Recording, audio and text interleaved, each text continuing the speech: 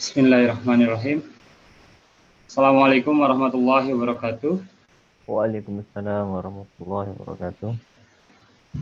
Bismillah, alhamdulillah, wassalatu wassalamu ala rasulillah, wa ala alihi wa ashabihi wa man tabi'ahum bin ihsanin ila yaumiddin. Alhamdulillah, puji dan syukur kita panjatkan kehadirat Allah Subhanahu wa taala yang mana atas taufik dan hidayahnya, alhamdulillah kita bisa bertemu kembali di malam hari ini. Insya Allah akan melanjutkan kajian Sirah Nabawiyah bersama Ustadz Fahri Permana Hafizahullah. Salawat serta salam semoga senantiasa tercurah kepada junjungan kita, uswah hasanah kita, Nabi akhir zaman, penutup para nabi, Nabi Muhammad SAW, kepada keluarganya, para sahabatnya, dan insya Allah kepada kita semua sebagai umatnya insya Allah. Bapak Ibu, para sahabat Ashabul Hijrah, insya Allah malam hari ini kita akan kembali mengikuti kajian Sirah Nabawiyah yang pada malam hari ini insya Allah akan mengupas mengenai metode yang digunakan orang kafir Quraisy dalam menghadapi dakwah Islamiyah. Alhamdulillah Ustadz Fahri Permana Hafizahullah sudah hadir di tengah-tengah kita. Oleh karena itu mungkin untuk waktu dan tempat kami persilakan kepada Ustadz Falyatafadhol Mashkura. Bismillahirrahmanirrahim. Assalamualaikum warahmatullahi wabarakatuh. Innal hamdalillah nahmaduhu wa nasta'inuhu wa nastaghfiruh wa na'udzu billahi min syururi anfusina wa min sayyiati a'malina. Man yahdihillah fala mudilla lah wa man yudlil fala hadiyalah. وأشهد أن لا إله إلا الله وحده لا شريك له وأشهد أن محمدا عبده ورسوله اللهم صل وسلم وبارك على نبينا محمد وعلى آله وأصحابه ومن تبعهم بإحسان إلى يوم الدين أما بعد. Ma'asyiral muslimin, saudara-saudariku sekalian, jamaah pengajian Majelis Taklim Ashabul Hijrah dimanapun Anda berada, semoga Allah Subhanahu wa taala senantiasa memberikan kepada kita semua hidayah dan taufiknya. Kita memuji Allah Subhanahu wa taala atas limpahan nikmat yang telah Allah berikan kepada kita.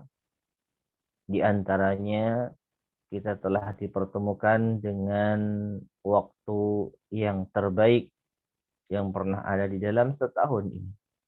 Kita berada di bulan haram, yaitu di antaranya bulan Dzulhijjah. Kita berada di bulan haji, sama di antaranya juga bulan Dzulhijjah.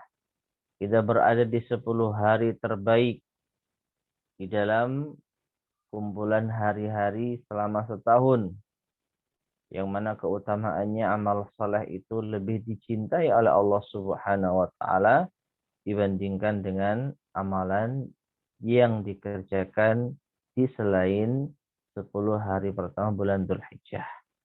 Dan puncaknya tentu saja hari ini dan kemarin kita ada di hari terbaik, yang mana Rasulullah Shallallahu Alaihi Wasallam bersabda, afdhalul ayyami indallah yaumun nahar wa yaumul qar thumma yaumul qar. Hari yang paling utama di sisi Allah Subhanahu wa taala adalah hari An-Nahr, hari raya Idul Adha, yang di sana kita disyariatkan untuk menyembelih hewan kurban, kita persembahkan hanya untuk Allah Subhanahu wa taala. Dan setelah itu adalah hari setelahnya, Yaumul Qar, yaitu tanggal 11 Dzulhijjah, yang mana baru saja hari itu telah lewat, ya, karena di dalam Islam pergantian hari itu setelah terbenamnya matahari. Maka jamaah sekalian rahimani wa rahimakumullah, mudah-mudahan apa yang telah kita kerjakan di 10 hari pertama bulan Dzulhijjah berupa amal saleh, baik itu puasa maupun amal saleh yang lainnya, diterima oleh Allah Subhanahu wa taala. Dan semoga di antara kita yang diberikan kelapangan untuk berkurban, kurbannya diterima oleh Allah Subhanahu wa taala sebagai wujud yaitu persembahan kita kepada Allah Subhanahu wa taala sebagaimana perintah Allah Subhanahu wa taala, fasholli li rabbika wanhar. Maka salatlah untuk Tuhanmu dan juga menyembelihlah untuk Tuhanmu. Sebagaimana kita salat lillahi taala, maka dengan menyembelih itu pun juga kita lillahi ta'ala. Baik jamaah sekalian rahimani wa rahimakumullah. Adapun malam ini insyaallah kita akan melanjutkan kajian kita membahas sirah nabawiyah, sejarah kehidupan Nabi kita yang mulia Muhammad sallallahu alaihi wasallam. Yang mana pada kesempatan kali ini kita sampai pada pembahasan yaitu metode-metode yang digunakan oleh orang-orang kafir Quraisy untuk menghadapi dakwah Islam. Telah kita sebutkan pada pertemuan sebelumnya bahwasanya kebenaran yang dibawa Rasulullah SAW itu tidak terbantahkan. Ya, hujjah yang disampaikan oleh Rasulullah SAW kepada orang-orang kafir Quraisy sangat telak. Di mana satu yaitu seruan Rasulullah SAW kepada orang-orang kafir Quraisy agar mereka hanya beribadah kepada Allah Subhanahu wa taala. Itulah yang diserukan oleh Rasulullah SAW kepada mereka siang dan malam. Untuk beriman kepada Allah semata, menjauhi segala macam yaitu segala macam sesembahan selain Allah Subhanahu wa taala, dan juga agar mereka beriman kepada hari akhir, hari yaumul hisab, hari penghisaban. Namun mereka menolak, mereka menentang.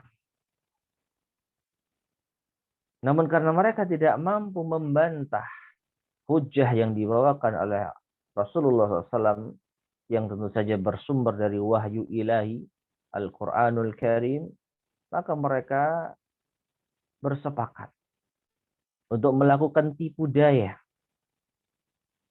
agar orang-orang tidak mendengar apa yang dibawakan oleh Rasulullah SAW.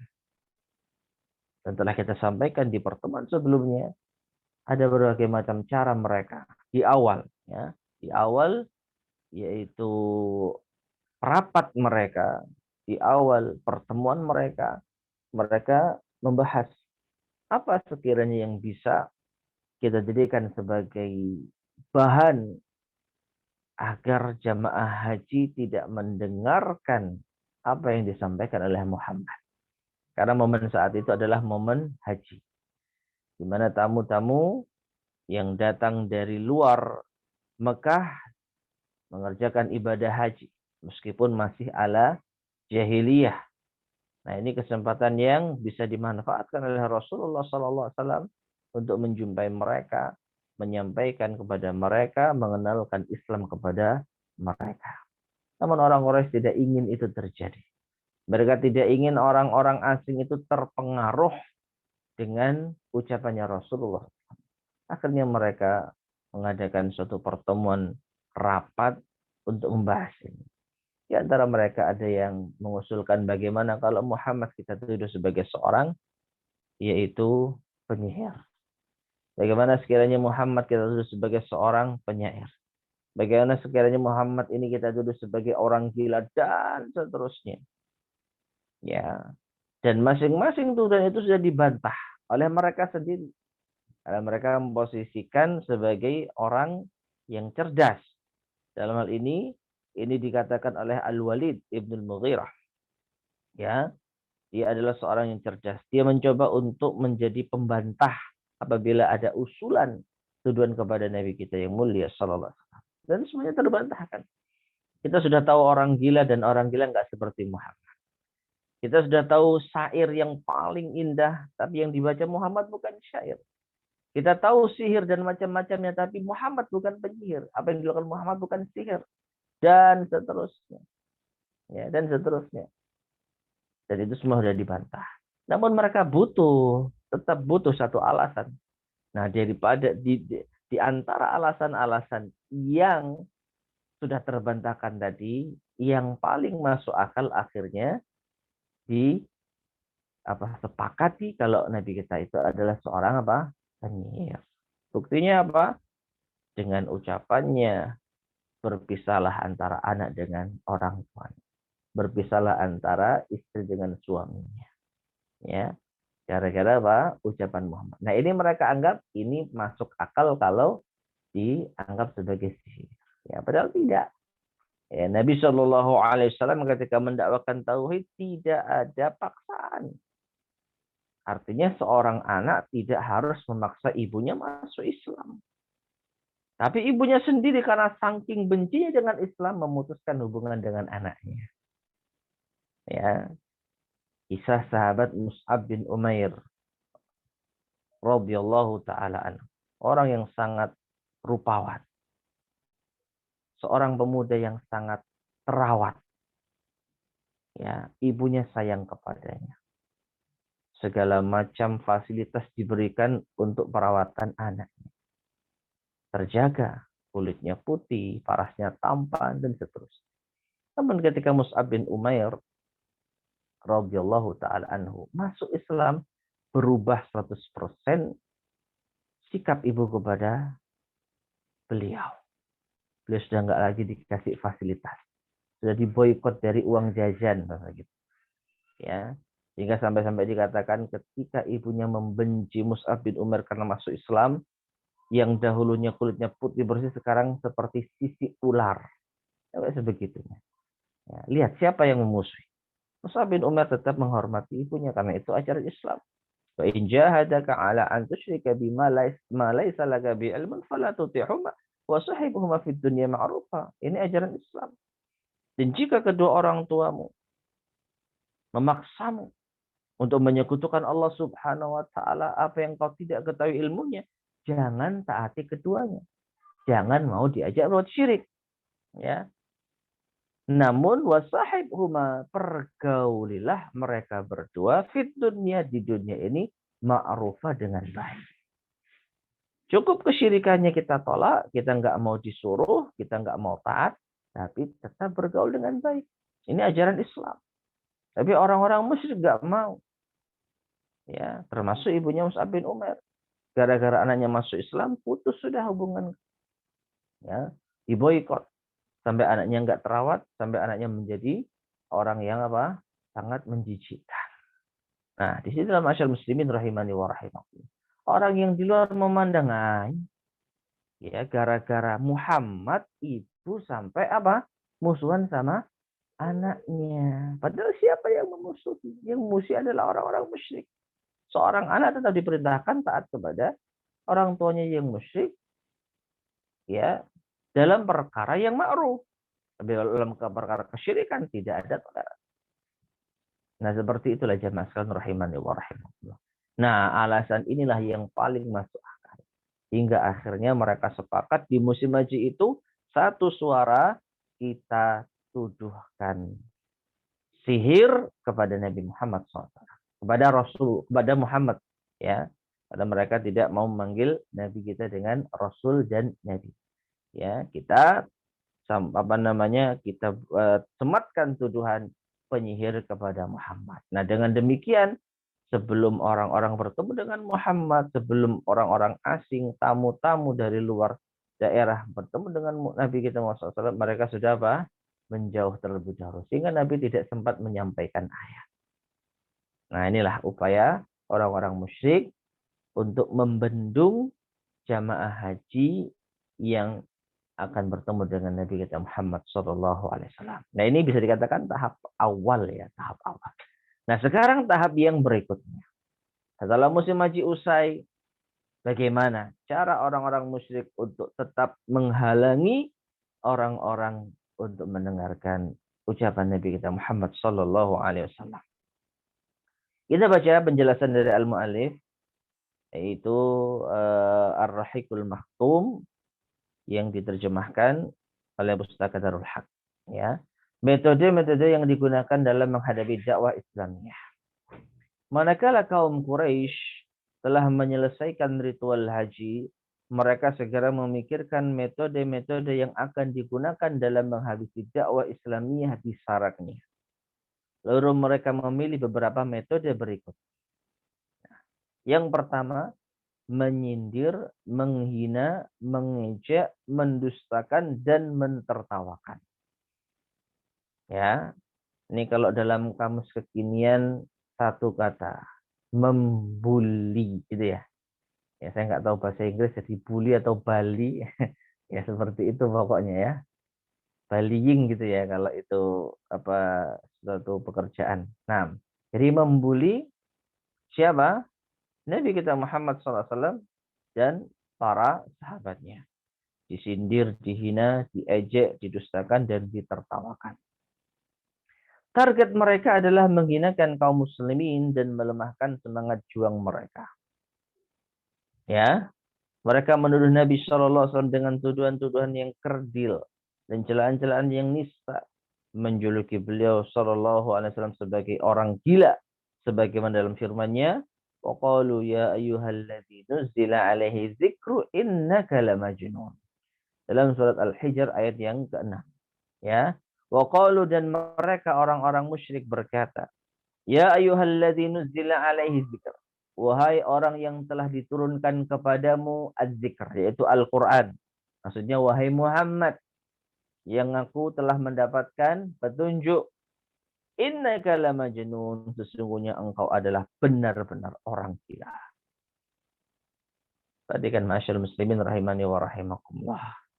Padahal kesempatan sebelumnya, di antara pembesar-pembesar dan tokoh-tokoh mereka sudah membahas isu ini. Isu gila ini jelas bisa dibantah dengan mudah. Karena kita tahu berbagai macam orang gila. Kita tahu berbagai macam keadaan orang-orang gila. Dan apa yang terjadi pada Muhammad ini bukan kegilaan. Ya, Muhammad ini orang yang waras. Orang yang sehat akalnya. Dia bukan gila. Tapi tetap saja, ya, orang-orang musyrik nggak mau tahu. Yang penting segala hal yang bisa dijadikan alat untuk menyudutkan Nabi kita Muhammad SAW mereka lakukan. Meskipun itu tuduhan yang nggak masuk akal. Tuduhan yang mudah dibantah.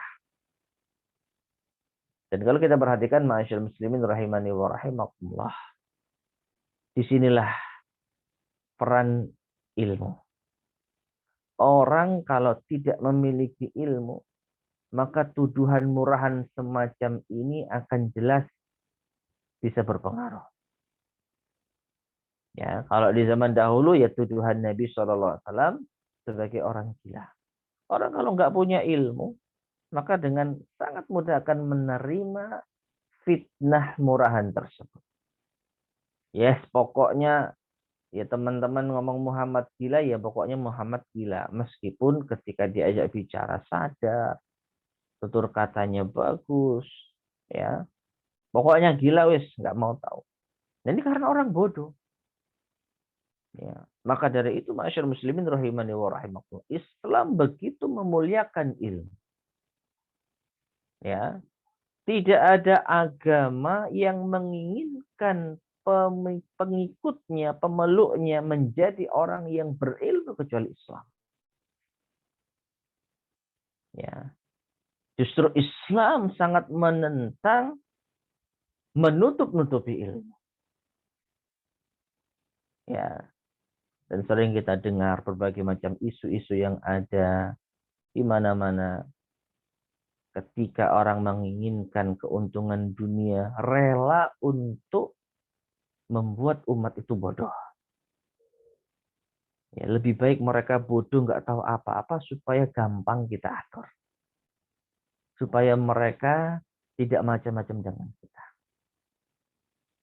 Orang-orang yang banyak memiliki yaitu pengaruh, orang-orang cerdas secara duniawi, itu senang kalau orang lain bodoh.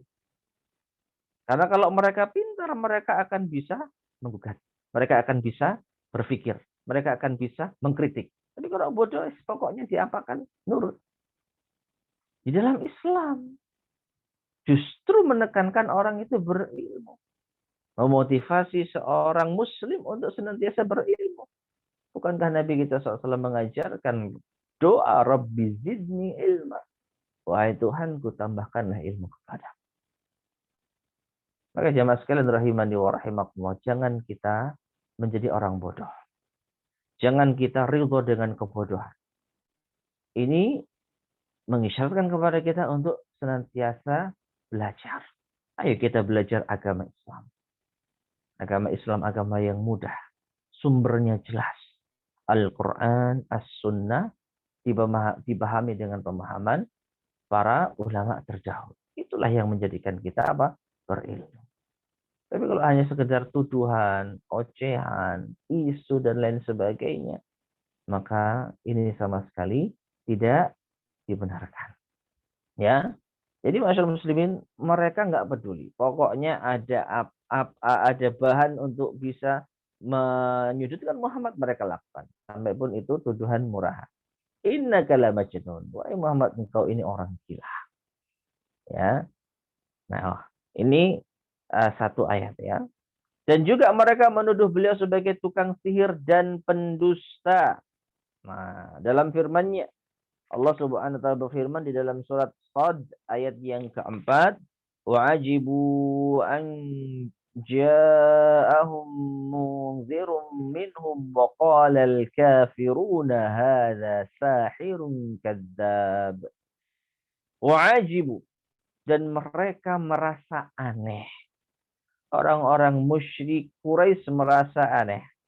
An ja'ahum munzirun minhum. Tatkala telah datang kepada mereka seorang pemberi peringatan dari kalangan mereka sendiri. Ya. Jadi orang-orang Quraisy itu merasa aneh. Selama ini hidup ayem tentrem, tiba-tiba ada yang kasih peringatan. Dan peringatannya pun peringatan yang serius. Mereka diperingatkan untuk takut kepada Allah. Mereka diperingatkan untuk menjauhi kesyirikan. Mereka diperingatkan untuk ingat akhirat akan ada hari kebangkitan.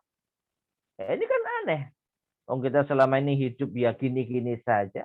Kita selama ini nyembah patung-patung ya biasa-biasa saja. Kita selama ini bermaksiat ya biasa-biasa saja. Ya sudah nyaman, ayam tentrem menurut mereka. Nah sekarang kok apa? Diingatkan, dinasehati. Nah, mereka merasa heran. Ya.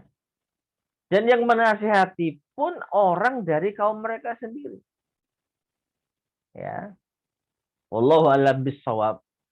Mungkin menurut versi mereka, seandainya yang memberi peringatan mereka itu dari ahli kitab, wallahu a'lam, mungkin lebih didengar. Mungkin lebih dihormati.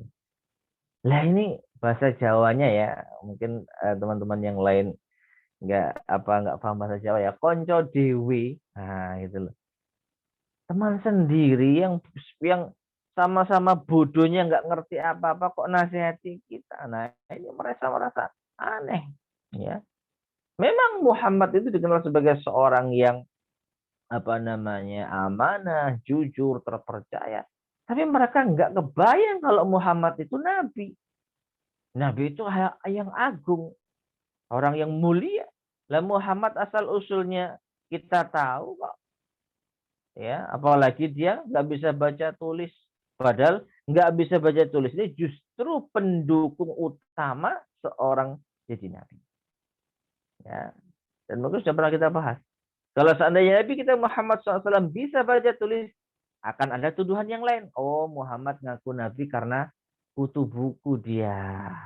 Nah, karena dia mempelajari kitab-kitab terdahulu, terinspirasi, kemudian dia ngaku-ngaku jadi nabi. Makanya Allah jadikan nabi kita itu tidak bisa baca tulis. Nah, orang yang tidak bisa baca tulis tapi bisa menyampaikan kebenaran beserta tanda-tandanya. Apa tanda-tandanya? Kaum-kaum terdahulu yang telah dibinasakan oleh Allah Subhanahu wa taala. Itu cerita yang sudah melegenda. Nabi tahu dari mana kalau bukan dari wahyu Allah Subhanahu wa taala. Ya. Sampai nanti ada kisah, insya Allah kisah yang sangat menarik. Seorang yang justru masih fitrahnya lurus dan tidak bisa dikatakan orang rendahan karena dia hanya pelayan. Tapi begitu tahu kalau Nabi Muhammad tahu tentang kisah Yunus bin Matta, maka orang ini langsung masuk Islam. Kenapa? Gak mungkin orang di sini tahu tentang Nabi Yunus. Nabi Yunus itu adalah nabi yang berasal dari daerah saya. Ya, orang sekitar sini nggak ada yang tahu. Lah ini kok ada orang tahu tentang Nabi Yunus? Ini berarti orang istimewa. Nah ini kalau fitrahnya masih lurus. Nah ada orang-orang Quraisy nggak peduli. Yang penting Muhammad itu kita tahu asal usulnya, orang yang kita kenal, kok sekarang ngasih peringatan. Nah akhirnya mereka menuduh. Waqalal kafiruna, maka orang-orang kafir berkata, hada sahirun kadzab. Muhammad ini adalah penyihir dan pendusta. Wis pokoknya dia itu tukang sihir, pokoknya Muhammad itu dusta. Padahal jamaah sekalian rahimani wa rahimakumullah. Yang disampaikan Nabi kita Muhammad SAW itu adalah kejujuran dan kebenaran. Kisah-kisah yang beliau bawakan melalui Al-Quranul Karim terbukti valid datanya. Mereka nggak mau tahu, pokoknya pendusta. Nah inilah kalau orang bodoh maka akan mudah terpengaruh. Baik. Kemudian mereka berjalan di belakang beliau dan berpapasan dengan beliau dengan pandangan mata penuh kebencian, rasa dendam dan gemuruh kemarahan. Ya, lihat ya. Padahal Nabi kita Shallallahu Alaihi Wasallam di fase Mekah itu luar biasa lembut, lunak, ya, tidak keras, tidak memusuhi. Cuman tegas. Tegasnya apa? Pokoknya ada ayat, sampaikan. Apa adanya. Baik itu menyakiti hati mereka, menyinggung mereka, yang penting ini ayatnya, yang penting ini wahyu dari Allah Subhanahu wa taala. Mereka mau terima, alhamdulillah. Mereka menolak, ya sudah. La ikraha fid din, tidak ada paksaan dalam agama. Tapi mereka bencinya luar biasa. Ya, ini yang kita nggak habis pikir ya. Orang kalau nggak suka dengan satu pendapat, tinggalkan, selesai. Tapi jangan musuh orangnya, kan begitu. Ya kan? Orang berbicara itu bebas, katakanlah. Tapi bicaranya kan nggak harus kita terima. Anda punya pendapat demikian, ya sudah silakan. Ya, saya beda. Saya nggak dengar ucapan Anda. Tapi nggak dimusuhi, nggak dihina, nggak dijelek-jelek. Nah orang-orang Quraisy nggak bisa. Mereka benci dengan Nabi kita Muhammad. Padahal beliau tidak memusuhi. Ya, nanti memang ketika sudah ada di fase Madinah, ketika Nabi SAW diserang, baru merespon serangan tersebut. Tapi sebelumnya nggak ada. Ya, justru Nabi memerintahkan para sahabatnya untuk sabar. Sabar. Itu saja. Dakwah, sabar. Dakwah, sabar. Itu saja yang dilakukan Nabi SAW. Lemah lembut, membalas keburukan dengan kebaikan, membalas gangguan dengan kesabaran. Tapi tetap kebenaran harus tersampaikan. Ya. Nah, mereka nggak suka seperti itu. Akhirnya mereka apa? Benci dengan Nabi kita SAW. Pokoknya kalau ketemu itu sudah ya muak melihat Nabi Shallallahu Alaihi Wasallam. Nah, ini disebutkan sebagaimana dalam firman-Nya, itu dalam surat Al-Qalam ayat ke-51. Wa iyyakadu alladhina kafaru la yuzliqunaka bi absarihim lamma sami'u dzikra wa yaquluna innahu lamajnun. Lagi-lagi tuduhan gila, ya, yang diucapkan atau yang mereka tuduhkan kepada Nabi Shallallahu Alaihi Wasallam. Dan sesungguhnya orang-orang kafir itu benar-benar hampir menggelincirkan kamu dengan pandangan mereka. Jadi pandangan mereka ini pandangan yang sangat-sangat apa istilahnya? Pandangan kebencian. Ya kita mungkin pernah ya membenci sesuatu terus kita pandangannya itu pandangan yang sangat jahat. Nah ini. Nah mereka melakukan itu kepada Rasulullah. Pokoknya lihat Nabi itu enek muak wis nggak seneng sama sekali. Nah, gara-gara itu Nabi hampir tergelincir. Ya, lamma sami'u dzikr, ketika mereka mendengarkan Al-Qur'an. Ini orang-orang kafir. Ketika Al-Quran didengarkan, diperdengarkan, mereka muak. Mereka hampir saja membuat Nabi SAW tergelincir dengan pandangan mereka. Ditambah lagi mereka mengucapkan, innahu lamajnun, dia itu orang gila. Muhammad itu orang. Nah, beliau SAW apabila sedang duduk-duduk dan di sekitarnya para sahabat beliau yang terdiri dari kalangan al-mustad'afun, kaum mereka orang-orang musyrik mengejek seraya berkata, ya semacam mereka itulah teman-teman duduk bercengkeramanya, sebagaimana dalam firman-Nya yang artinya orang-orang semacam itukah di antara kita yang diberi anugerah oleh Allah Subhanahu wa taala kepada mereka, yaitu terjemahan dalam surat Al-An'am ayat ke-53. Artinya mereka itu mengejek. Lo yang ikut Muhammad, lo orang-orang seperti ini. Orang-orang apa? Rendahan. Orang-orang lemah. Ya. Masa mereka ini orang-orang yang dikasih anugerah sama Allah? Nah, seperti itu. Ya. Jadi sekali lagi orang-orang musyrik itu melihat sesuatu itu dengan status sosial. Dengan status sosial. Mereka itu orang yang cinta dunia. Jadi ketika mereka melihat pengikut Nabi Muhammad SAW itu hanya orang-orang rendah, orang-orang lemah, ya habis sudah. Ya, oh, orang-orang seperti ini kok katanya mendapatkan anugerah dari Allah. Nah, ini karena mereka mengukur sesuatu dengan dunia. Maunya mereka itu pengikutnya Muhammad itu orang-orang top, selevel dengan mereka. Jadi mereka enggak gengsi kalau duduk bareng. Tapi kalau yang duduk sama Muhammad itu orang-orang rendah, ya saya punya derajat lebih tinggi, masa saya disamakan dengan mereka. Nah, lihatlah. Ya, ini kalau bahasa bahasa kita ini apa namanya, rasis gitu ya. Rasis ya. Jadi hanya mau bergaul dengan yang setingkat, yang setara. Orang-orang rendah enggak. Islam sangat apa namanya menentang yang namanya rasisme. Enggak ada keutamaan antara manusia ditinjau dari sisi dunia. Yang ada adalah inna akramakum indallahi atqakum. Sesungguhnya orang yang paling mulia di sisi Allah yang paling takwa.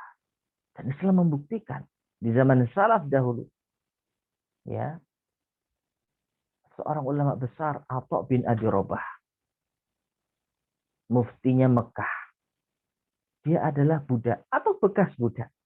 Tapi yang duduk bersimpuh di hadapannya anak-anak raja, anak-anak pejabat. Ya, sungguh luar biasa. Inilah didikan Islam. Enggak penting siapa derajat yang ada di hadapannya, selama dia berilmu, selama dia hafal Quran, selama dia hafal hadis, harus kita muliakan. Meskipun dia orang yang apa? Miskin. Meskipun dia orang yang rendah. Ya, jadi Islam menentang yang mana rasisme. Nah, bisa kita katakan dan simpulkan ya rasisme yang ada di sekarang ini ya warisan orang-orang jahiliyah. Mereka adalah orang-orang yang menolak Nabi kita Muhammad SAW dengan alasan teman-temannya Muhammad itu orang-orang rendah, nggak level dengan mereka. Jadi mereka hina. Ya, orang-orang semacam ini masa orang-orang yang mendapatkan karunia dari Allah Subhanahu wa taala. Maka Allah pun membantah ucapan mereka dengan firman-Nya dalam surat Al-An'am ayat ke-53, "Alaihissallahu bi'alama bisyakirin." Bukankah Allah atau tidakkah Allah mengetahui tentang orang-orang yang bersyukur kepadanya? Ya.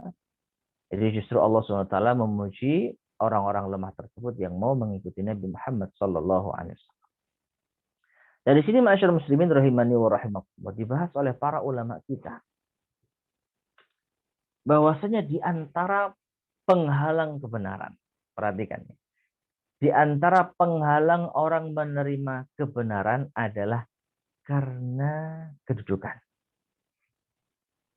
karena kedudukan. Orang yang punya kedudukan jabatan, ya sudah maklum lah di mana-mana orang yang tinggi apa harga dirinya, kan gitu. Kita nasihati orang yang rendah dengan kita nasihati orang yang punya jabatan tinggi beda. Di mana-mana itu. Ya. Kontennya sama. Contoh mudah. Ada aturan jangan buang sampah sembarangan. Misalnya. Jelas-jelas. Yang lewat misalkan office boy atau ya pelayan. Dia buang sampah. Kita tegur misalnya. Mas, tolong buang sampah di tempat sampah. Responnya bagaimana? Insya Allah mudah menerima. Kebanyakan seperti itu. Karena dia sadar dia rendah, dinasihati, mudah menerima. Tapi kalau bos, ya, direktur, buang sampah. Pak, maaf Pak, di situ tertulis jangan buang sampah sembarangan. Ya, apa yang terjadi? Apalagi kalau ditonton oleh orang banyak. Siapa kamu? Saya direktur. Ya, perhatikan. Jelas-jelas aturan yang tertulis jangan buang sampah sembarangan. Ini aturan yang sudah disepakati bersama loh. Kita nggak usah bicara tentang dalil Al-Quran. Aturan sudah disepakati bersama. Ya, jangan buang sampah di barangan. Atau jangan merokok lah misalnya. Jangan merokok. Ya, beda kalau yang dinasihati pesuruh, pelayan, pengantar. Mas, jangan merokok. Ini ada tulisannya. Oh iya Pak, maaf. Tapi kalau direktur, ya, justru akan nyemprot kita. Kamu siapa? Saya direktur di sini. Nah inilah. Ya, oleh karena itu masyaallah muslimin rahimani wa rahimakumullah. Jabatan, kedudukan. Kalau tidak mendapatkan taufik dari Allah Subhanahu wa taala, justru banyak menjerumuskan orang-orang tersebut untuk menolak karena gengsi. Nah, inilah yang terjadi pada orang-orang Quraisy. Karena mereka merasa terhormat, nggak mau disamakan dengan orang lemah. Ya, nggak peduli yang disampaikan Nabi Muhammad itu benar atau tidak. Yang penting saya nggak mau disejarkan dengan orang-orang lemah. Tapi tidak semua.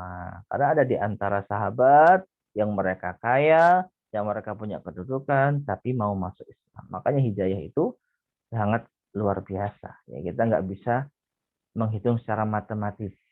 Ya, tidak semua nabi pengikutnya itu rendah, miskin, lemah. Ya, ada yang memiliki kedudukan, ada yang memiliki kewibawaan, memiliki kekayaan. Cuman rata-rata. Kalau kita berbicara rata, memang kita akui pengikut para nabi itu rata-rata orang-orang apa? Lemah. Ya, seperti itu. Baik. Nah, kemudian kita lanjutkan yang kedua. Itu poin yang pertama ya. Mereka memiliki metode menghina, mengejek, menyindir, mendustakan, menertawakan. Yang kedua, mencemarkan citra ajaran-ajaran yang dibawanya. Ya mirip sih. Bedanya apa? Mengesankan Islam itu agama yang buruk. Ya. Jadi kalau yang pertama terang-terangan mengejek, menghina. Kalau yang kedua lebih halus, tapi tidak kalah dahsyatnya. Apa itu? Mengesankan Islam itu agama yang buruk. Jadi terlihat lebih bijak. Kalau yang pertama mungkin frontal gitu ya. Pokoknya nggak seneng dihina, dicaci, dimaki, engkau gila, engkau ya Muhammad itu gila, Muhammad itu penyair, Muhammad itu pendusta, dia kan ekstrim gitu ya. Nah untuk yang kedua mungkin lebih halus, tapi tidak kalah apa dahsyat. Ya, seakan-akan bijak, padahal itu apa? Kalimat sesat. 6. Menebarkan syubhat-syubhat, menebarkan tuduhan-tuduhan dusta, menyiarkan statement-statement yang keliru seputar ajaran-ajaran diri dan pribadi beliau, serta membesar-besarkan tentang hal itu. Nah, ini. Tindakan tersebut mereka maksudkan untuk tidak memberi kesempatan kepada orang-orang awam merenungi dakwahnya. Tujuannya itu supaya orang-orang yang belum tahu tidak tertarik dengan Islam. Ya. Karena kalau dibiarkan, menurut fitrah manusia, itu akan mudah menerima Islam. Karena Islam itu agama fitrah. Menebar kebaikan, mengajak kepada kebaikan. Cuman karena mereka benci, nggak suka, mau nggak mau mereka harus apa? Membuat citra buruk pada Islam. Tujuannya apa? Supaya orang tidak sempat untuk berpikir tentang Islam. Sudahlah, kita ini yang lurus-lurus aja lah, nggak usah aneh-aneh. Ya. Jadi ini masyarakat muslimin rahimani wa rahimakumullah. Ada kalanya memang berhasil, tapi di sisi lain ada hikmah yang juga tidak kalah hebat. Kita berbicara tentang keadaan secara umum. Ketika Islam dijelek-jelekan, memang orang yang Islamfobia akan semakin membenci Islam. Jelas. Awalnya memang nggak suka Islam, begitu tahu Islam dijelek-jelekan dengan seperti Islam agama teroris, Islam agama yang suka ngebom. Orang yang nggak suka Islam ya memang benar seperti itu. Sudah. Jadi pendukung mereka untuk semakin membenci Islam. Nah, tapi orang yang lagi-lagi berilmu, lagi-lagi orang yang ingin mencari kebenaran, orang yang ingin mendudukkan suatu urusan, mendudukkan suatu permasalahan. Saya orang-orang ini ngomong-ngomong Islam. Islam itu apa sih? Ya. Dan subhanallah jamaah sekalian rahimani wa rahimakumullah. Saya lupa. 10 tahun yang lalu saya pernah menemukan suatu rekaman video seorang syekh itu zaman sekarang itu mencoba untuk apa? Apa istilahnya itu ya? Sosial eksperimen ya. Oh ya, sosial eksperimen. Sosial eksperimen ya. Ini kan marak ya. Dulu 10 tahun yang lalu sudah ada. Cuman sekarang YouTube nggak terlalu terkenal. Dulu YouTube nggak terlalu kenal. Ya, dulu semacam Facebook itu ya baru sedikit saja. Pengguna smartphone hanya sedikit. Ya, dulu internetan masih lewat laptop, masih lewat komputer. Ya, HP belum ada internetnya. Kalaupun ada hanya bisa akses-akses ya terbatas. Nah, saya ingat betul saya pakai laptop, kemudian pokoknya ke media sosial yang lupa saya atau website apa, atau mungkin YouTube sudah ada. Itu ada seorang syekh yang mencoba untuk sosial eksperimen kepada orang-orang Barat. Tahukah kamu apa itu Islam? Nah, jadi saat itu marak-maraknya Islam itu apa? Difitnah dengan berbagai macam tuduhan. Yang paling utama yaitu agama teroris. Ya, maka ada seorang syekh yang mencoba untuk sosial eksperimen. Tahu kamu Islam itu apa? Islam itu apa ya? Merek baju mungkin. Merek baju. Subhanallah. Yang lain, tahu kamu Islam itu apa? Islam. Ya, karena mereka nggak pernah dengar Islam, yang mereka tahu ya kehidupan dunia, agama ya agama yang sejak mereka lahir kebanyakan adalah Nasrani. Islam merek mobil mungkin ya. Ya, merek mobil ya. Nah, seperti itu. Nah, ini menunjukkan ma'asyar muslimin rahimani wa rahmatullah. Sisi lain dari tuduhan yang mereka viral justru akan berbalik keuntungan bagi Islam. Nah, paling tidak contoh 2 orang tadi. Ketika disampaikan bukan, Islam itu bukan merek mobil, bukan merek pakaian. Islam itu religion, agama. Ada agama Islam? Silahkan. Anda cari sendiri, saya nggak mau banyak bicara. Kalau saya bicara nanti saya dipikir mempengaruhi, nanti Anda akan berpikir subjektif. Ya, dipikir saya ini subjektif, nggak objektif. Silahkan Anda cari sendiri. Tersebar. Ya, dan subhanallah. Akhirnya menurut cerita yang ada, Dengan sebab itu banyak orang tertarik masuk Islam. Ya, kita akui dan kita harus benar-benar adil dan objektif. Banyak di antara orang-orang Barat sana yang memang hidup mereka selama ini ya begitu-begitu saja, nggak ada pembaharuan, tidak ada semacam isu-isu apapun di zaman dulu ya. Kalau sekarang sudah semua semua isu mudah untuk mereka cari. Zaman dulu nggak tahu mereka Islam. Nah begitu tahu, mereka lihat, mereka pelajari. Ingat ya, mereka pelajari, mereka cari info, bukan hanya mendengar katanya-katanya. Jadi tuduhan Islam itu agama teroris itu tuduhan murahan bagi orang-orang yang pencari kebenaran. Akhirnya bagi kita lihat, ya banyak orang-orang masuk Islam di Eropa dan lain sebagainya. Mahasiswa-mahasiswa yang kuliah di Arab Saudi banyak yang dari negeri-negeri yang mayoritas penduduknya adalah Nasrani. Ya. Di antara hikmah adanya tuduhan-tuduhan dusta. Demikian pula di zaman Nabi SAW. Untuk orang-orang bodoh, orang-orang yang nggak mau tahu urusan, ya mudah terpercaya, mudah terfitnah. Ya, Muhammad itu adalah mengajarkan agama yang baru, agama yang tidak ada asal usulnya. Oh iya, sudah berarti nggak usah diikuti. Kalau ketemu Muhammad, dia mau ngomong kita tutup telinga, kita nggak pergi. Nah, itu sebagian kalangan, tapi sebagian yang lain ya justru tertarik. Apa yang disampaikan Muhammad? Ternyata kebenaran, mereka masuk Islam. Nah, jadi tindakan mereka itu agar tidak memberi kesempatan orang-orang awam untuk merenungi dakwah Nabi Shallallahu Alaihi Wasallam. Mereka selalu berkata tentang Al-Quran sebagaimana dalam firman-Nya, Asatirul awwalina katabaha fahiyatumla alaihi bukratan wa asila. Dalam surat Al-Furqan ayat yang kelima.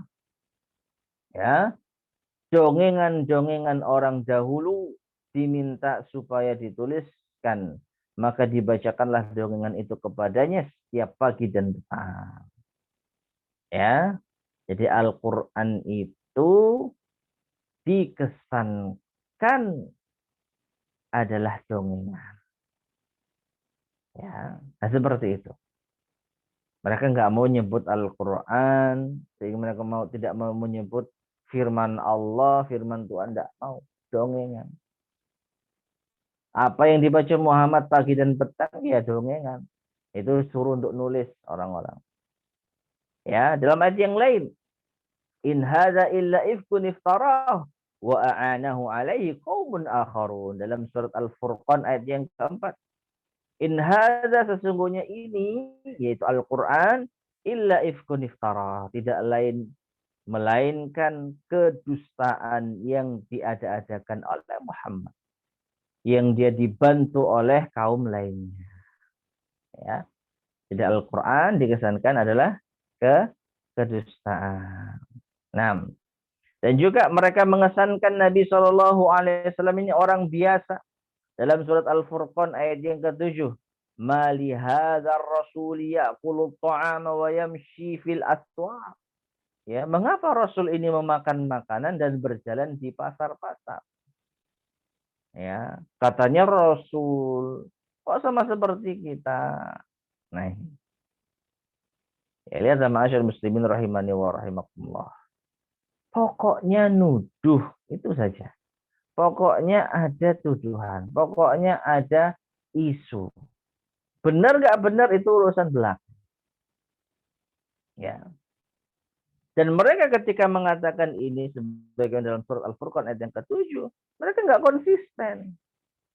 Kenapa? Seandainya Rasul itu dari kalangan malaikat, ya mereka tetap akan protes. Tetap akan protes. Ya. Seandainya Nabi itu dari kalangan hewan, mereka juga tetap protes. Jadi mereka nggak mau nerima Rasulullah. Mau Nabi itu siapapun mereka nggak akan mau. Nah, jadi mereka nuntut. Yang namanya Nabi itu yang nggak jalan di pasar. Ya, tidak makan. Memang Nabi malaikat.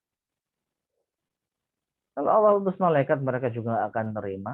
Nanti ada lagi alasan kenapa? Ya, kami bangsa manusia kok yang jadi nabi, malaikat kan beda bangsa ya Allah. Nah, alasan lagi. Ya, untung saja mereka nggak diutus sebagai apa nabinya adalah dari kalangan binatang, gitu ya. Naudzubillah. Nah, jadi yang kedua adalah mencemarkan citra Islam. Nah, yang ketiga, di antara metode orang-orang Quraisy berikutnya adalah menghalangi orang-orang agar tidak dapat mendengarkan Al-Quran. Ya, dua cara tadi itu cara yang mungkin ya apa istilahnya ya, cara yang kalau kita apa istilahnya ya, kalau kita urutkan cara pertama cara yang paling ekstrim, cara yang kedua adalah cara yang agak halus, dan cara yang ketiga adalah cara yang paling halus. Ya, cara yang pertama ekstrim kenapa? Karena langsung apa mengejek, menghina, merendah. Cara yang kedua mengesankan. Mereka nggak menghina Islam, tidak mengejek Islam, tidak mengejek Rasulullah, tapi mempermasalahkan. Ya, yang dibaca itu dusta. Nah, ini kan tuduhan. Tapi mereka nggak nindas itu, tidak apa langsung menjudge. Jadi mereka mengisukan yang dibaca Muhammad itu dusta.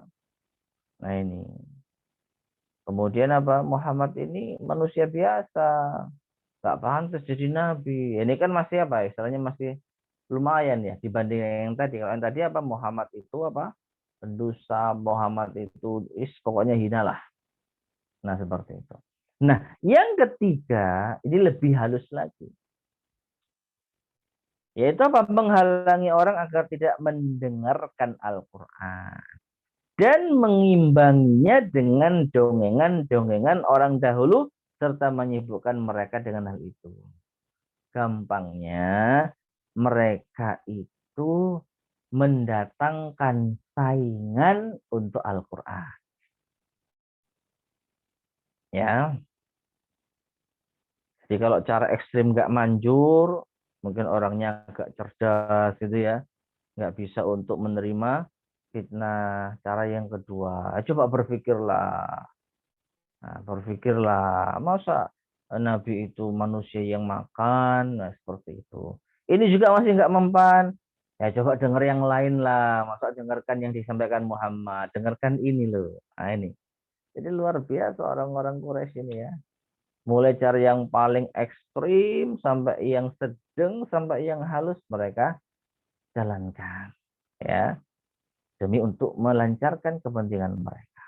Kalau orang-orang lemah mungkin cara yang pertama, wis jangan ikut Muhammad. Ya, Muhammad itu adalah jelek, buruk dan lain sebagainya. Kalau mereka nggak mempan karena mungkin masih punya pemikiran yang cerdas, masih berpikir, disuruh mereka apa? Untuk berpikir ulang. Ya, yang disampaikan Muhammad itu dusta. Muhammad itu orang biasa, makan minum di pasar, makan minum dan belanja ke pasar. Masa gitu Nabi?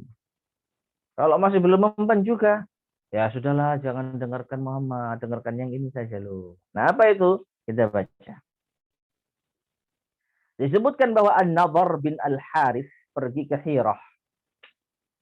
Di sana dia belajar cerita-cerita tentang raja-raja Persia.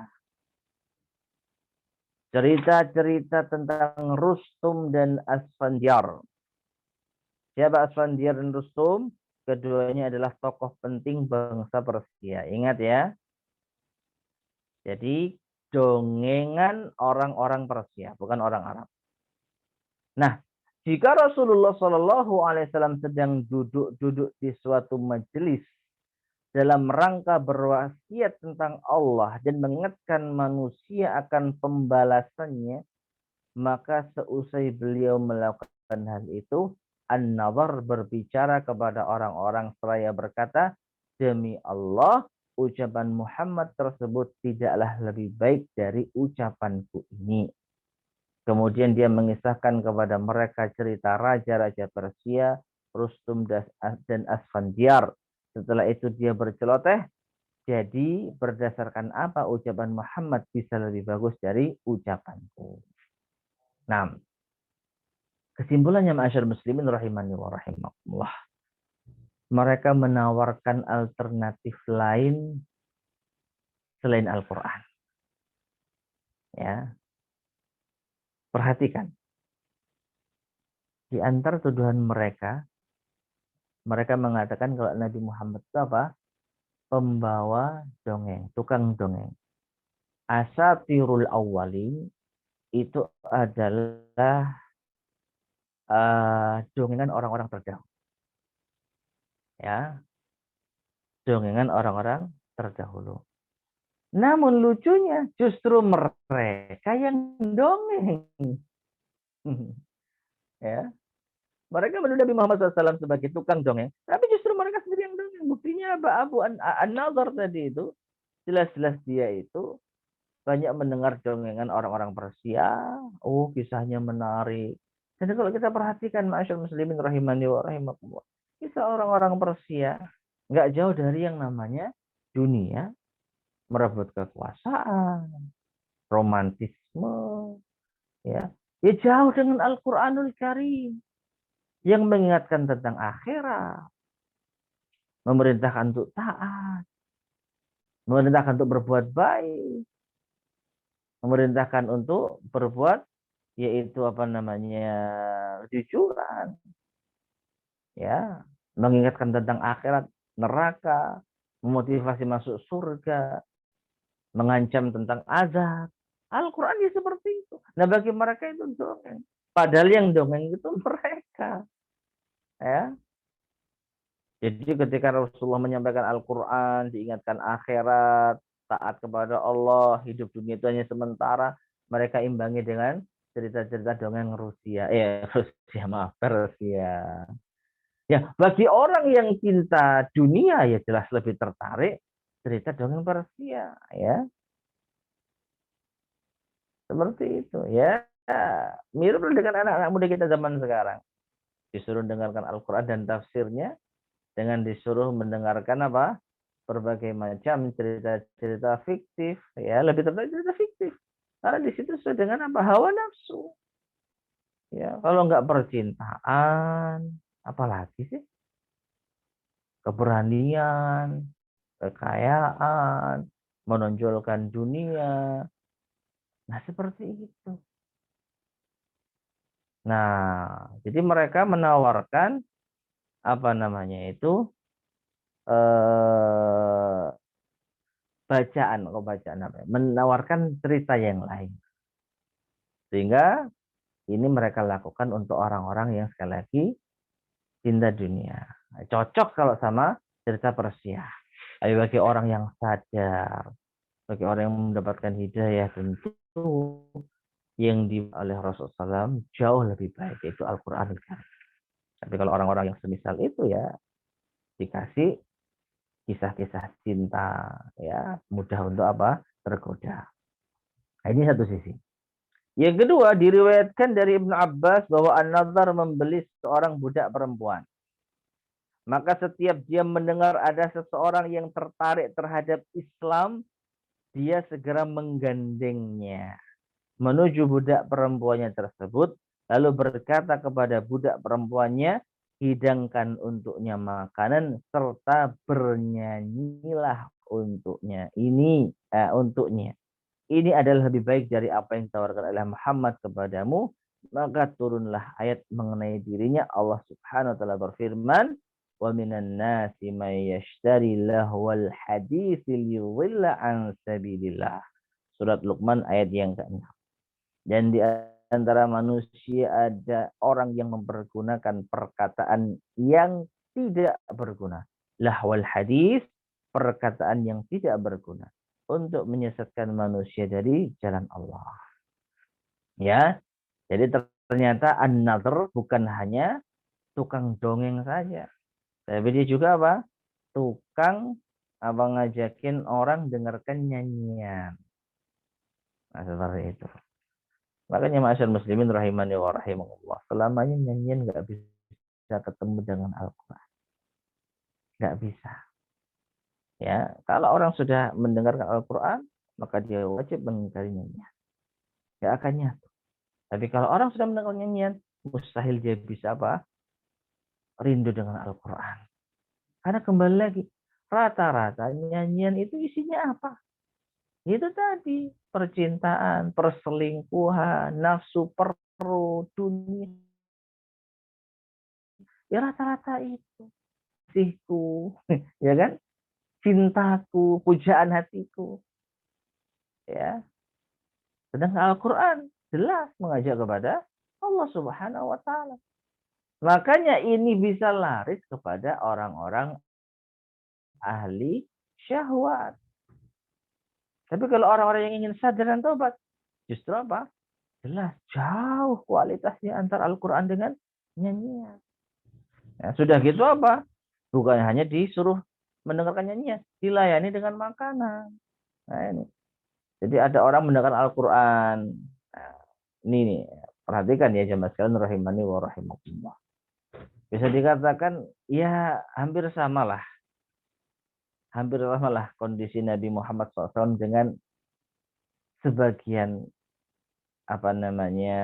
Ini kita tidak menyamakan Rasul dengan dai, dengan ustadz ya, dengan seorang penyuruh agama, tidak ya. Jauh, Rasulullah manusia mulia, dakwahnya dakwah yang paling baik, paling hikmah, paling pas. Dengan kita para dai banyak kekurangan. Tapi paling tidak apa? Hampir sama. Hampir samanya apa? Yang disampaikan Rasulullah ya itu saja. Ingat Allah, ingat akhirat, ya, motivasi surga. Jadi nggak ada hiburannya. Beliau kadang-kadang tertawa, tapi ya ada saatnya. Tapi yang paling sering apa? Serius. Karena ini masalah akhirat, masalah surga neraka. Ya, jadi serius bawaannya. Nah, sedangkan saingannya masalah perut. Makan nih, makan-makan. Ya, dengarkan nyanyian. Kita santai dulu, relax. Nah, untuk orang yang cinta dunia ya jelas milih yang kedua. Karena kalau ikut Rasulullah garing. Ya, monoton, cuman dengar nasihat dan lain sebagainya. Tapi bagi orang yang rindu akhirat, ini motivasi, penyiram lubuk hati. Jadi hati yang kering itu seger dengar Al-Quran. Menjadi tenang.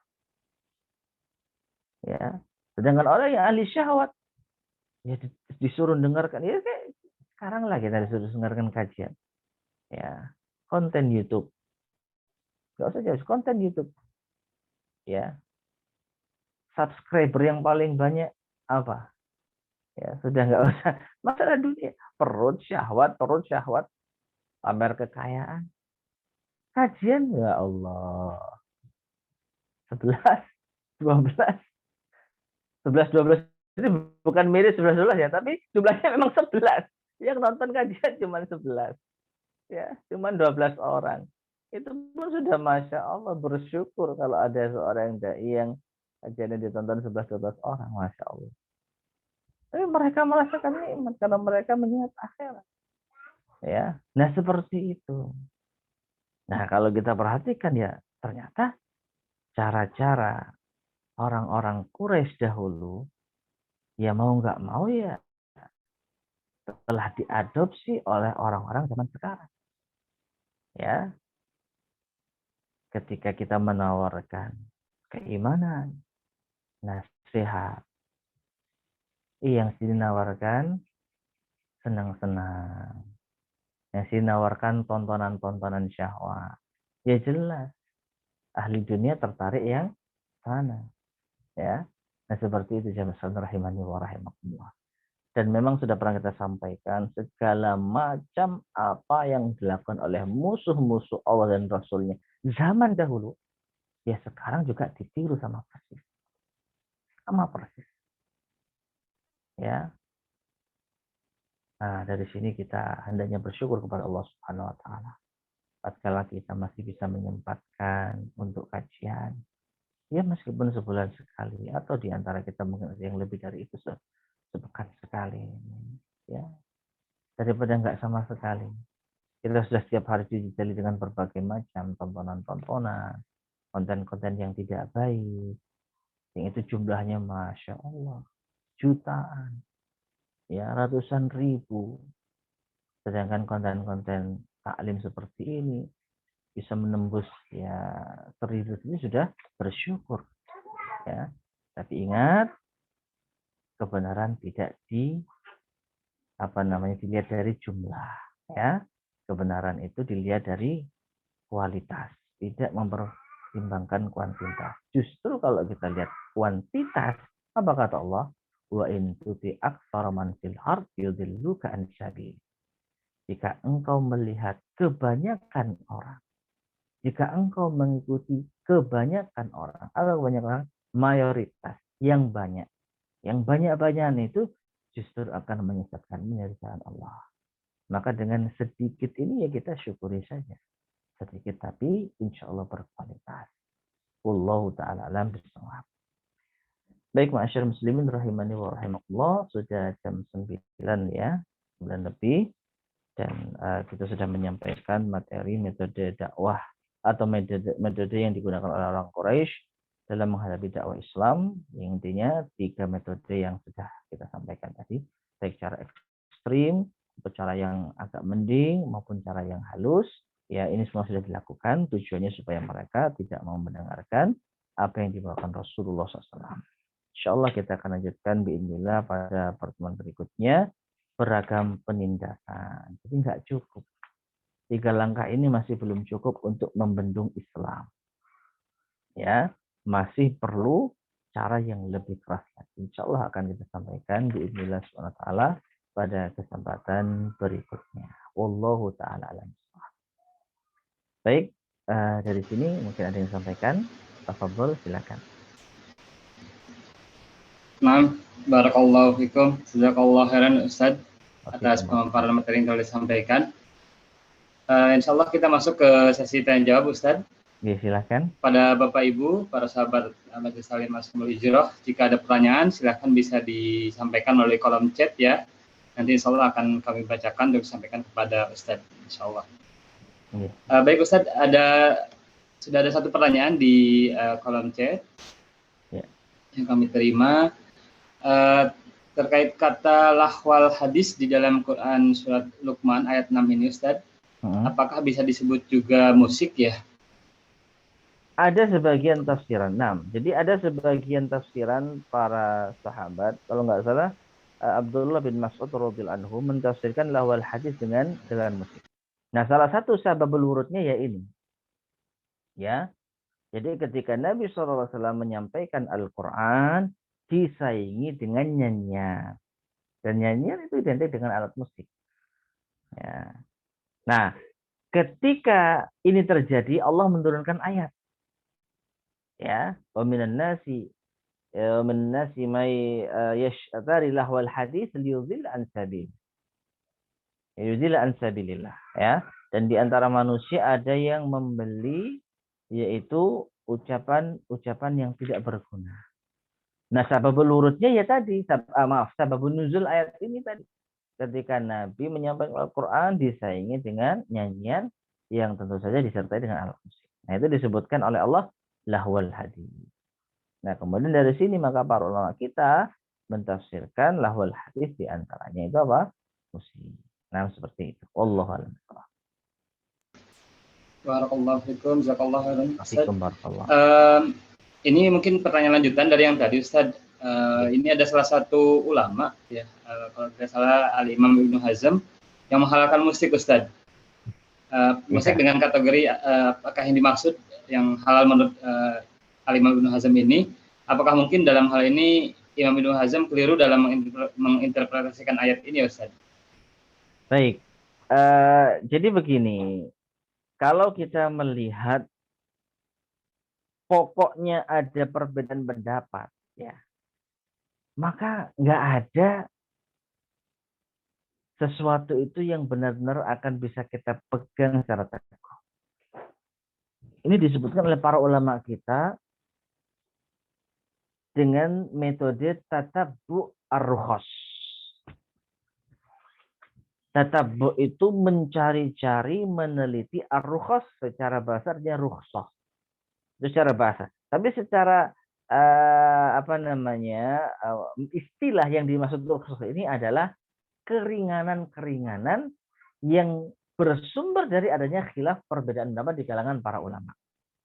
Saya ambil satu contoh, saya tidak ingat pasti mazhab-mazhabnya, tapi yang jelas ada. Ada mazhab dalam kasus nikah, pernikahan. Saya ambil contoh. Ada mazhab yang menganggap sah nikah tanpa wali. Ada mazhab yang menganggap sah nikah tanpa saksi. Dan ini beda dengan mazhab yang tadi. Yang satu mazhab A, nikah tanpa wali sah. Tapi mazhab B, C, D nggak sah. Tapi dalam masalah saksi, mazhab A nggak sah tanpa saksi. Tapi B sah. Nah, mahar menurut sebagian mazhab, anggaplah mazhab C, itu tidak wajib. Jadi nikah tanpa mahar boleh. Nah, kalau ada orang yang tahu perbedaan pendapat ini lalu mengkombinasikan untuk masalah wali milih mazhab A, untuk masalah saksi milih mazhab B, untuk masalah mazhab milih mahar milih mazhab C. Yang enak-enak toh. Jadilah nikah tanpa wali, tanpa saksi, tanpa mahar. Sah. Apa itu? Nikah tanpa wali, tanpa saksi, tanpa mahar. Apa? Zina. Loh, saya nikah sudah. Mana saksinya? Mazhab B nggak wajib saksi. Mana walinya? Mazhab A nggak wajib wali. Mana maharnya? Mazhab C nggak wajib mahar. Kenapa seperti ini cara kita beragama? Milih-milih yang enak-enak saja. Ya. Tidak kita pungkiri keberadaan mazhab ini di antara ilmu Islam yang patut untuk kita hormati. Tapi mencari-cari kesalahan, keringanan, ini tidak patut. Maka dari itu, kalau mau jujur, Anda ikut mazhab Ibnu Hazm dalam masalah musik? Iya. Coba ikuti mazhab Ibnu Hazm dalam masalah yang lain. Apakah Anda konsisten? Ya. Dan mazhab Imam Ibnu Hazm termasuk di antara mazhab yang tekstualnya kental sekali. Justru mazhab-mazhab yang lain agak toleran dalam suatu masalah, Ibnu Hazm tegas. Apakah Anda konsisten milih mazhab Ibnu Hazm? Atau Anda milih mazhab Ibnu Hazm karena musik tok? Nah, akhirnya kejujuran yang berbicara. Ya. Saya tidak berkomentar tentang lebih jauh apa benarkah mazhab Ibnu Hazm atau tidak. Ya kita kembalikan kepada sisi kita. Kalau kita ingin meraih kebenaran, kita ingin mencari kebenaran, coba bandingkan mazhab Ibnu Hazm dengan yang lain secara adil. Sebagaimana mazhab Ibnu Hazm dalam masa yang lain, ya kita nilai dengan mazhab-mazhab ulama yang lain. Ya, Imam Malik mengatakan dengan jelas setiap orang itu bisa diambil pendapatnya, bisa ditolak kecuali sahib hadzal qabr, saat itu menunjuk kuburnya Nabi SAW. Ya. Jadi jangan kita sekali lagi milih-milih mazhab di dalam masalah-masalah tertentu. Ya, tidak baik. Wallahu a'lam bishawab. Nah, Ustaz, barakallahu fikum, jazakallahu khairan untuk jawabannya. Pertanyaan selanjutnya, Ustaz, ini bagaimana sikap kita? Mungkin kalau dulu Rasulullah itu pertentangannya itu dari kaum musyrikin ya Ustaz ya. Ya. Nah kalau saat ini bisa jadi ini dari sama muslim ya Ustaz. Ketika misalnya metode dakwah yang dilakukan berbeda, itu mungkin ada yang bilang, wah ini apa ini kok aneh gitu. Cara dakwahnya aneh misalkan seperti itu Ustaz. Padahal bisa jadi sebetulnya itu lebih sesuai dengan apa namanya Al-Quran dan ya sesuai dengan kebenaran ya Al-Quran dan hadis. Ya. Baik, jadi itu benar. Kalau dahulu Rasulullah Shallallahu Alaihi Wasallam itu yang menjelek-jelekkan Islam yang murni, ya karena memang dahulu Islam yang murni, nggak ada Islam yang lain. Jadi yang ada Muslim, musyrik, kafir, dan satu munafik, jangan lupa. Ya munafik ada. Nah, Jadi zaman dahulu ya orang kalau sudah membenci Islam, ya sudah membenci Rasulullah SAW. Jelas. Dan mereka adalah orang musyrik, orang-orang kafir. Ada orang munafik dari dalam. Mereka menghasut orang-orang lemah iman. Tapi mereka nggak berani terang-terang. Nah, di zaman sekarang, orang-orang musyrik, orang-orang kafir, sama mereka pasti membenci Islam. Walan tarwa angkal yahudu walan nasara hatta tattabi'a millatahum. Jelas. Tapi di sisi lain, ada saudara-saudara kita yang notabene beragama Islam, itu ternyata juga menjelek-jelekkan orang-orang yang berusaha berpegang teguh dengan Al-Quran dan As-Sunnah. Ya. Nah, untuk orang semacam ini, Allahu a'lam bishawab, ada kemungkinan. Yang pertama yaitu tadi, mereka kemungkinannya orang-orang yang jahil, nggak tahu apa-apa, sehingga ketika disampaikan sesat, ya, apalagi istilah yang paling populer Wahabi. Ya. Dan ini masyarakat muslimin kita sikapi sebagaimana yang pernah dialami oleh Rasulullah. Dahulu ketika beliau dituduh sebagai pendusta, ya, tukang dongeng, penyihir, gila, beliau tetap apa? Slow, kan gitu. Dibuktikan dengan membaliknya. Nah, sama ketika kita dengan Wahabi dan sebagainya.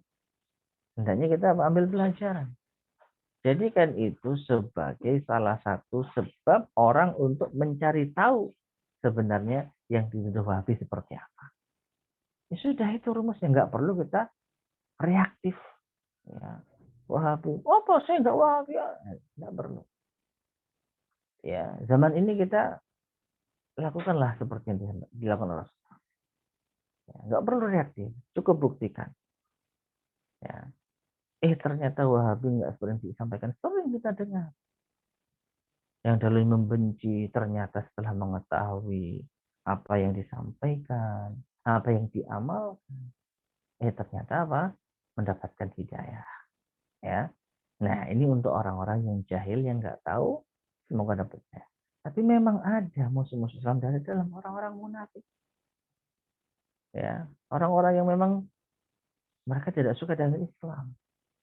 Mereka tahu Islam yang benar itu seperti apa, tapi mereka kesankan dengan kesan-kesan yang buruk. Nah, ini ada. Sangat disayangkan ada. Oleh karena itu, masyarakat muslimin rahimani wa rahimakumullah, sikap kita pun berbeda. Kalau kepada orang yang munafik semacam ini, yang tidak jelas, maka kita keras. Tapi kepada orang-orang yang tidak tahu, ya orang-orang yang bodoh, maka kita hendaknya sabar, hendaknya kita apa? Tenang, buktikan dengan ucapan dan tindakan. Nah, seperti itu. Ya, karena bagaimana juga kita punya kekurangan. Kalau di zaman dahulu, ya jelas Muslim ya ada di pihaknya Rasulullah, pasti benarnya.